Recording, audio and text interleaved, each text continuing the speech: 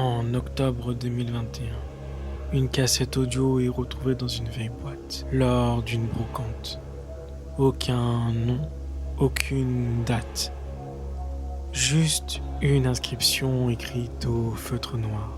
Ne pas écouter après minuit.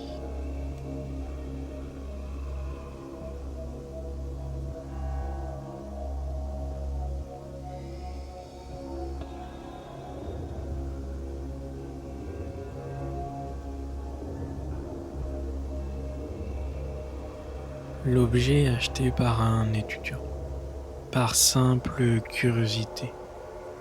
De retour chez lui, il décide d'écouter la cassette. L'enregistrement commence par un souffle, puis une voix. Une voix d'homme, calme, qui semble enregistrer un journal. Jour 1. Je crois que quelqu'un me suit.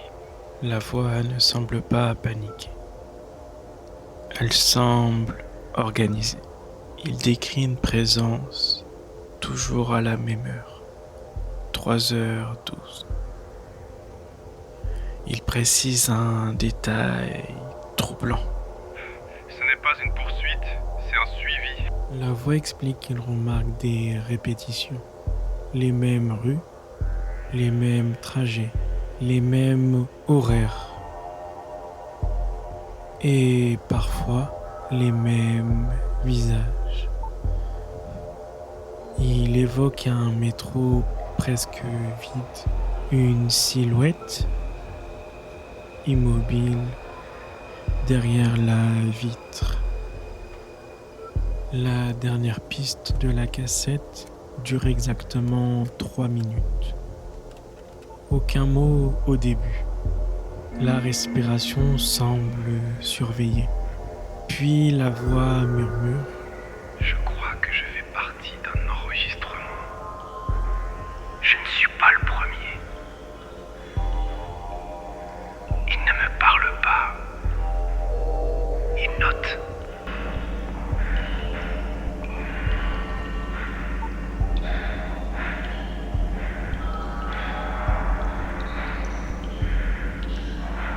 Selon l'analyse du support, la dernière piste aurait été enregistrée plusieurs jours après la disparition officielle du propriétaire, comme si l'enregistrement avait continué sans lui. Dans les premières secondes de la bande, un son très bref apparaît. Un bip faible, presque numérique, suivi d'un code, comme un identifiant.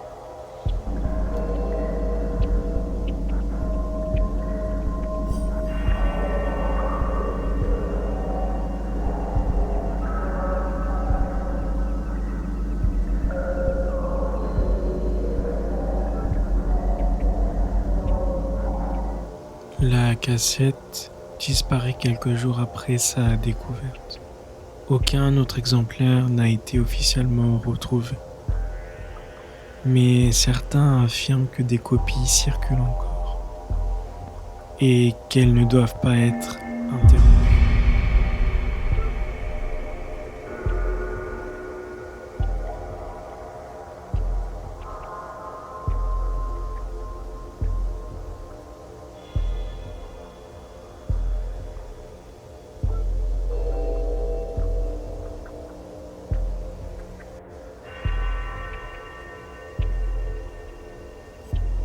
Dans une forêt isolée, un randonneur capte un signal radio étrange venant du sol.